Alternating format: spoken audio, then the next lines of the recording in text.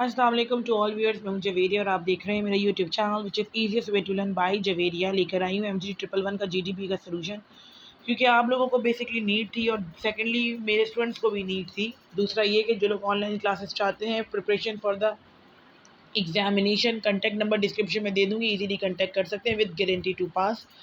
और आप लोगों को चाहिए कि सब्सक्रिप्शन लेवल ज़रूर किया कीजिए, क्योंकि ये वो चैनल है जहाँ पर आपको ऑथेंटिक सॉल्यूशंस प्रोवाइड किए जाते हैं।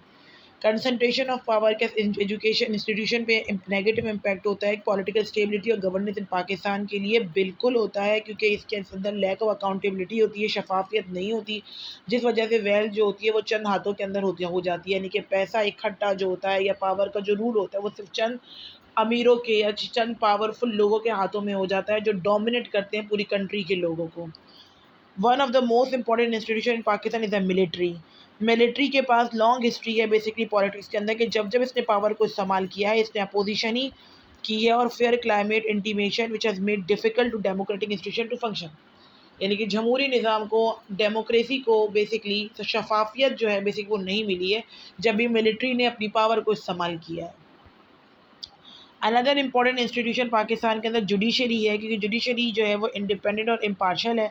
अगर हम यूज़ करते हैं इंटरेस्ट रूलिंग एलाइट का तो ये अंडरमाइन कर देती है, undermine of law, undermine of justice कर देती है, सिटीजन्स के लिए डिफ़िकल्टी क्रिएट हो जाती है।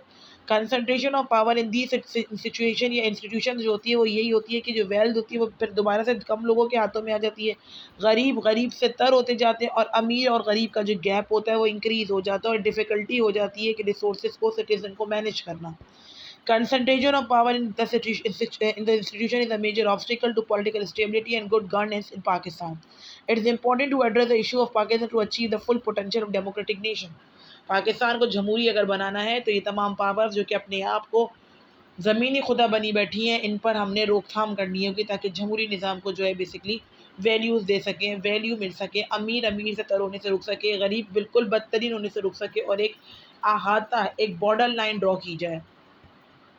कुछ हिस्ट्री के फैक्ट्स भी मैं यहाँ पर लेकर आई हूँ जो डाल सकते हैं हम, ताकि और हमारी जो जीडीपी का सलूशन वो थोड़ा भारी भरकम सा हो जाए। कि कुछ पावर इंस्टीट्यूशन इन पाकिस्तान यही है कि ब्रिटिश कॉलोनियल रूल, ये वो रूल था जहाँ पे गवर्नमेंट ने बेसिकली कंसंट्रेशन किया था पावर, तो सिर्फ चंद इत्तेहादियों के हाथों में आ गई थी, जिस वजह से मेजर इनस्टेबिलिटी और तजाद और कॉन्फ्लिक्ट पाया गया था।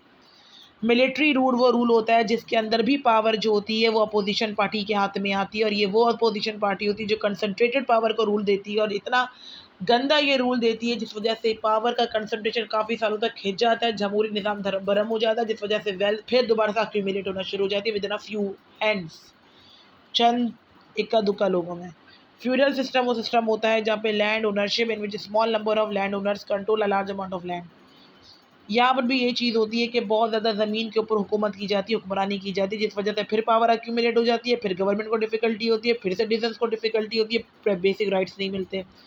ये ही कुछ हिस्टोरिकल फैक्ट्स हैं, इसके अलावा बहुत सारे इशूज़ हैं कि अगर पाकिस्तान में पावर अगर कैसी यूज़ होती है, तो डियर पाकिस्तान में तो पावर होती ही नेगेटिव यूज़ है, और डेमोक्रेटिक नेशंस को बेसिकली इशूज़ का सामना करना पड़ता है।